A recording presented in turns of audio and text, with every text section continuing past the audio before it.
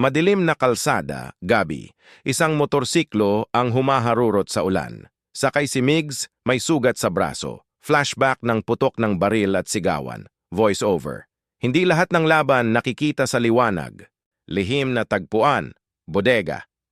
Naghihintay si Lena. Hawak ang lumang cellphone. Dumating si Migs, hingalin. Ibinunyag ni Migs. May pangalan na, pero delikado. Nagkatinginan sila, takot at determinasyon. Presinto ng pulisya, umaga. Si Captain Reyes ini-interrogate ang isang informant. Lumabas na may pulis na konektado sa sindikato.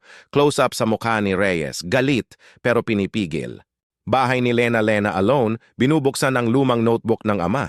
May simbolo ng kadre na paulit-ulit.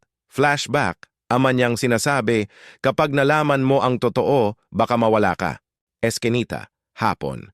May sumusunod kay Lena. Biglang may humarang. Si Thomas, dating kaibigan. Babala. Umatras ka na, hindi ka mananalo dito. Tumalikod si Lena, nanginginig pero matatag. Safe House Migs, ginagamot ang sugat. Inamin niya na dati siyang miyembro ng kadre. Tahimik si Lena, nabigla, nasaktan, pero nakikinig.